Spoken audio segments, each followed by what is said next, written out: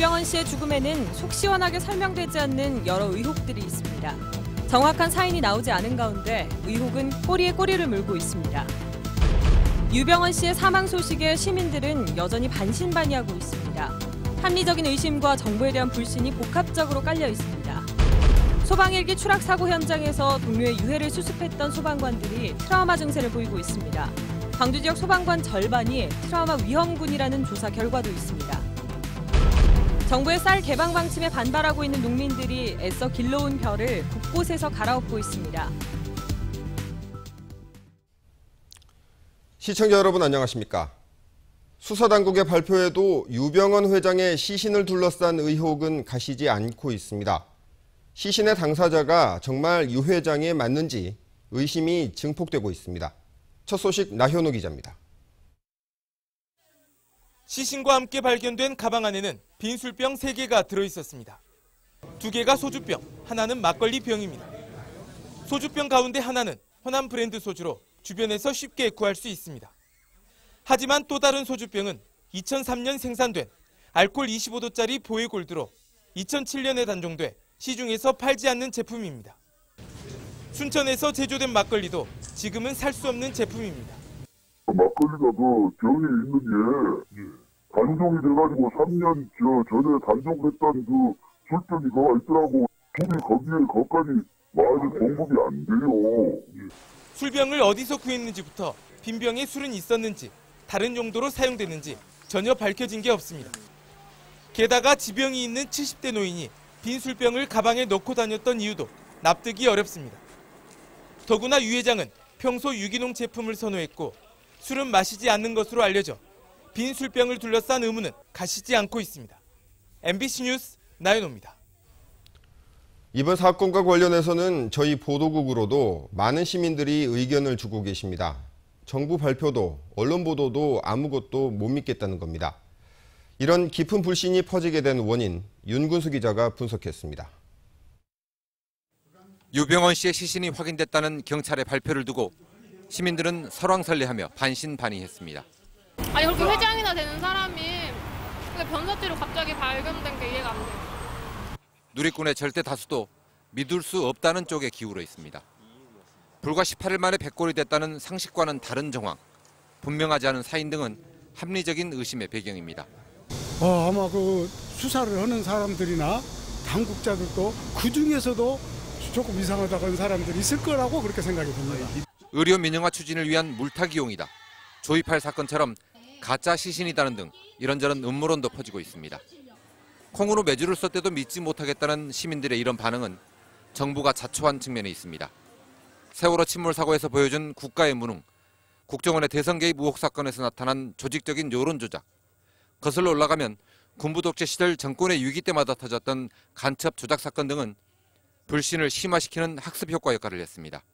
역사적으로 또는 최근에 들어서 여러 가지 사건이나 경험을 통해 봤을 때 우리 정부에 대한 신뢰도가 근본적으로 낮다는 것이고, 그런 것이 이번 사건에서 이제 더 폭발된다는 거라고 봐야겠죠.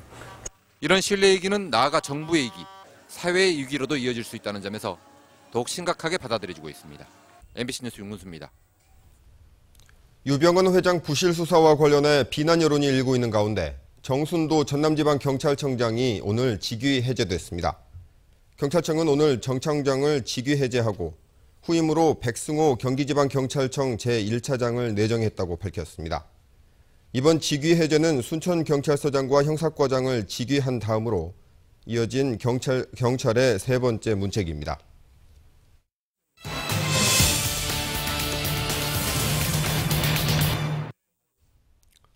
오늘 집중 취재는 소방관들의 아픈 현실을 짚어보겠습니다. 지난주 광주 도심에서 일어난 헬기 사고 얘기입니다. 당시 순직한 소방관들의 시신을 수습한 이들도 바로 소방관들이었죠. 동료의 시신을 직접 봐야 하는 저들의 심정이 어떨까? 저도 참 마음이 아팠습니다. 김민정 기자가 그 소방관들을 만나 심경을 들어봤습니다. 소방 헬기인 줄도 모른 채 시신을 수습하다 119라고 적힌 옷조각을 주워든 소방대원들. 묵묵히 수습을 이어나갔지만 두꺼운 구조복 속에서 이들은 사실 울고 있었습니다. 안타까운 일인데 119라는 숫자를 보고 저도 모르게 눈에서 눈물이 나왔습니다. 눈물이 나왔고 제 눈물을 보고 또 같이 작업했던 팀장님이나 동료들도 같이 울었습니다. 험한 현장을 20년간 봐왔지만 이번 일은 베테랑 소방관에게도 가혹한 경험입니다. 살려낼 수 있는 구조 상황이라면 더 나았다는 생각이 드는데 저희들이 손써볼 틈이 없었다는 자체가 제일 안타까운 마음이었습니다. 해줄 수 있는 건 피부 한 조각이라도 더 찾아 조금이라도 완전한 아빠, 완전한 남편, 완전한 아들로 가족 품에 돌려보내는 일. 그래도 감사한 게 제가 그 동료의 시신을 수습했다는 게 그래도 왜 한 조각의 그 피부라도 찾으려고 애를 썼습니다. 검은 리본을 가슴에 단 소방관들. 그날은 평생 잊을 수 없는 상처로 남았습니다. 다른 일 같은 경우에는 어느 정도 시간이 경과되면 잊고 살았는데 이번 건 같은 경우에는 잊기가 좀 어려울 것 같다는 생각이 듭니다. MBC 뉴스 김윤정입니다. 사실 이런 충격적인 현장은 소방관이라면 매일같이 접해야 하는 일상입니다. 2명 중 1명은 외상 후 스트레스 장애에 시달린다고 하는데 소방관들의 아픔을 달래줄 국가의 지원은 너무나도 부족합니다. 계속해서 이재원 기자입니다. 현장 경험으로 무장한 20년차 소방관 이경숙 씨. 시신을 자주 볼 수밖에 없는 직업이지만 자주 본다고 익숙해지는 건 아닙니다. 우리가 그 현장에 바로 그 첫 장면 있잖아요. 그런 것들이 이렇게 좀 영상으로 머리에 새긴 며칠간 막 계속 따라오는 듯한 좀 계속 생각이 나는 그런 경우가 있어요. 사람을 살리러 위험한 불구덩이에 뛰어들었다가 이러다 내가 죽는 것 아니냐는 생각이 들 땐 자식 얼굴부터 떠오릅니다. 아 진짜 미로더라고요. 앞에가 아무것도 안 보여요. 예, 엄청 뜨거운 열기는 느껴지는데 조금 더 들어가서 소리는 들려요. 이 진압되는 소리는 들려서 계속 선임이 먼저 들어가는 소리는 들리는데 어딘지는 분간이 안 가는 거예요. 그래서 다시 뒤로 돌아서려 하니까 미치겠는 거예요. 광주 지역 소방관을 대상으로 한 외상 후 스트레스 장애 설문조사에서는 절반에 가까운 48.4%가 고위험군으로 나타났습니다. 직업이니까 당연하다고 참으면서 새삼 고통을 말하기가 꺼려져서 다시 현장에 뛰어드느라 소방관들의 마음은 멍들어갑니다. 그 문제 때문에 알고 계시면서도 그런 치료나 또 자기를 좀 더 편하게 해줄 수 있는 그런 환경을 선뜻 찾아 나서지는 못하게 되고 그러다 보면 되게 이제 그 부정적인 방식의 문제. 방치할 경우 만성으로 이어지거나 악화될 수가 있지만 이런 소방관들을 위한 트라우마 센터는 최근 개소한 인천을 빼곤 전무합니다. 또 올해 광주 지역 일부 소방관을 대상으로 실시된 트라우마 예방 교육은 4시간에 불과합니다. MBC 뉴스 이재원입니다.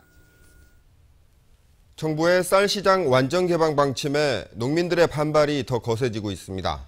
오늘은 급기야 변온을 스스로 갈아엎었습니다. 조현성 기자입니다.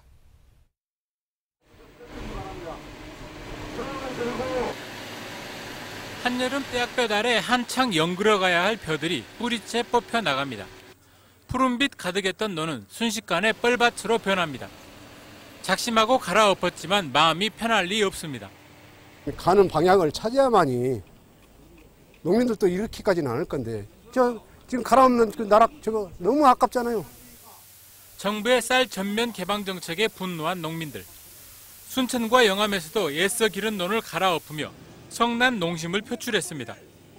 높은 관세는 일시적으로만 수입쌀을 막을 수 있을 뿐 시간이 갈수록 낮아질 수밖에 없고 끝내 국내 쌀 산업은 파탄이 날 수밖에 없다는 것이 농민들의 주장입니다. 또 농협을 비롯한 일부 농업 관련 기관과 단체들 역시 침묵을 하거나 정부 입장에 동조를 하고 있다고 주장합니다. 지금 농민들한테 쌀값은 적게 주려고 해요. 그러면서 이런 어떤 그 상황에서는 아무 말도 안 하고 있다는 거 아닙니까? 과연 그게 농민을 위한 농협이고 협동조합인가? 농민들은 농기계 반납과 시국 기도회, 동시다발적인 농민대회 등을 통해 지속적으로 투쟁을 이어간다는 방침이어서 쌀 관세화를 둘러싼 진통은 계속될 전망입니다. MBC 뉴스 조현성입니다. 5.18의 상징적인 장소로 이제는 고유명사화되다시피 한 망월동 구묘역에 어제 큰 소동이 있었습니다. 시신 안장 문제를 놓고 5월단체와 노동단체 회원들끼리 서로 몸싸움을 벌였습니다. 무슨 사연인지 송정근 기자가 취재했습니다. 망월동 옛 묘역에 전주 신성여객 버스기사 47살 진기승 씨 묘가 들어섰습니다.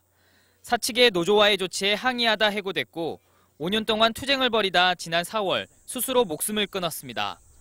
망월묘역에 안장되기를 바란 고인의 유언에 따른 것이지만 안장 과정은 순탄치 못했습니다. 이곳에 진 씨의 묘를 안장하는 문제로 민주노총 전북지부 조합원들과 5월단체 회원들이 실랑이를 벌이다 충돌했고 그 과정에서 5월단체 회원 10명이 크고 작은 부상을 입은 겁니다. 5.18 단체는 진 씨가 5.18과 직접적인 연관성이 없는 데다 아무런 기준 없이 망월묘역에 누구나 다 받아주면 사적지로 지정된 망월묘역이 공동묘지가 될 것이라며 반대하고 있습니다. 사실 거기가 유족들이 많이 묻혀 있었기 때문에 지금 저희 유족이 동원이 됐고 거기가 이런 식으로 들어오면 공동묘지가 되는 거이지.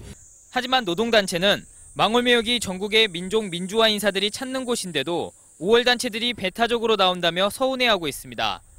또 진 씨가 노동 탄압과 자본 권력에 저항한 이력을 보면 민주화 인사들이 묻혀있는 망월묘역에 묻힐 자격이 충분하다는 겁니다.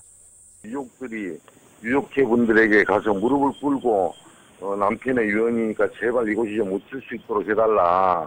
5.18 단체분들이 과도하게 이제 막아서 광주시는 망월묘역이 5.18 사적지로 지정된 만큼 5.18과 관련이 없는 인사들의 묘지는 모두 불법이라며 지금이라도 안장 기준을 마련하겠다는 입장입니다.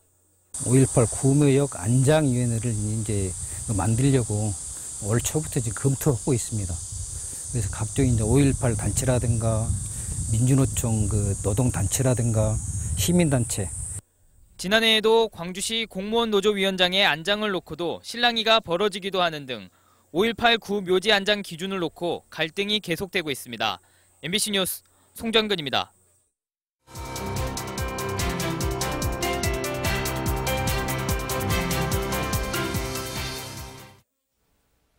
(730) 재보궐선거 후보들의 정책과 면면을 살피는 시간, 오늘은 광주 광산을입니다. 5명의 후보들이 국회 첫 입성을 위해 경쟁하고 있습니다. 이계상 기자입니다. 광주 광산을 선거구에는 여야 정당 후보 4명과 무소속 후보 등 모두 5명이 출사표를 던졌습니다. 새누리당 송환기 후보는 광주 정치가 변해야 대한민국 정치가 바뀔 수 있다며 자동차 100만 대 생산 기지 조성을 위해서는 여당 후보가 당선돼야 한다고 강조하고 있습니다. 일자리를 만들어 청년들에게 희망을 주겠습니다. 광산구를 살기 좋고 희망찬 도시로 만들겠습니다. 새정치민주연합 권은희 후보는 정의를 지키고 진실을 밝히기 위해서 살아왔다며 범죄 없는 안심마을 조성과 공익신고자 보호법 제정 등을 주요 공약으로 제시하고 있습니다. 여러분들의 의견을 듣고 그러한 힘을 하나로 모아서 대한민국 최고가 되는 광산구를 만들도록 하겠습니다. 통합진보당 장원석 후보는 노동자와 농민, 서민이 정치의 주인이 되는 세상을 위해 노력해왔다며 고통받고 소외된 국민을 위해 일할 수 있도록 기회를 달라고 호소했습니다. 광주 정치의 자존심을 살려야 할 때입니다. 더 이상 작대기 꽂기식으로 내려와도 되는 것이 아니라고 하는 것을 이번에 한번 보여줘야 할 때입니다. 정의당 문정은 후보는 20대의 폐기를 앞세워 의료비 걱정 없는 학력 차별 없는 나라를 만드는 데 기여하겠다고 강조하고 있습니다. 새누리당에 한석 보태주는 거, 새정치민주연합에게 한석 보태주는 거, 그보다 더 의미 있는 한석, 바로 정의당의 한석입니다. 대한민국 정치, 광주 정치 제대로 한번 판가리 해보겠습니다. 무소속 양청석 후보는 정당 정치에 식상한 유권자들과 함께 선거혁명을 일으켜 국가적, 사회적 난제를 해결하겠다고 약속했습니다. 깃발 꽂으면 끝나는 걸로 해서 국민 주권이 이미 포기돼 버렸습니다. 여러분, 이번 730 보궐선거는 광주 시민들의 주권을 회복하는 날로 정하고 싶습니다. 새정치민주연합이 광산을 지역에 전략 공천을 강행한 데 대해 지역 표심은 어떤 결과를 내놓을지 주목됩니다. MBC 뉴스 이계상입니다. 송원고의 자사고 지정 연장안이 조건부로 심의를 통과했습니다. 광주시 교육청의 자율학교 지정 운영위원회는 5가지 조건을 달아 송원고의 자사고 지정을 일단 2년 연장하되 최종 결정은 시교육감에 일임하기로 했습니다. 그러나 위원회가 제시한 조건에는 성적 상위 30% 이내로 제한했던 신입생 선발 규정을 없애고 국영수 과목의 수업 비중을 현재보다 줄이도록 하는 등 자사고의 핵심적인 장점들을 제한하고 있어서 사실상 지정 취소에 가깝다는 해석을 낳고 있습니다. 김광석의 노래를 소재로 한 뮤지컬 바람이 불어오는 곳이 내일부터 27일까지 광주 5.18 기념문화센터에서 공연됩니다. 2012년 첫 공연 이후 7만 관객을 동원한 뮤지컬 바람이 불어오는 곳은 대학 시절 밴드 활동을 함께 했던 친구들의 우정을 담은 내용으로 서른 즈음에와 변의 간에 등 김광석이 불렀던 20여 곡의 노래를 만날 수 있습니다. 이번 뮤지컬은 내일과 모레 저녁 7시 30분, 토요일과 일요일엔 오후 3시와 7시에 각각 공연됩니다. 국제기준 개정에 맞춰 산출한 조사에서 전남 지역의 1인당 개인소득이 전국 꼴찌를 기록했습니다. 통계청이 발표한 지역소득통계 개편 자료에 따르면 지난 2012년 전남 지역의 1인당 개인소득은 1,312만 원으로 전국 평균 1,531만 원의 85.7%에 불과했고 광주 지역의 1인당 개인소득도 1,443만 원으로 전국 평균에 미치지 못했습니다. 1인당 개인소득이 가장 높은 곳은 울산으로 1,884만 원으로 조사됐습니다.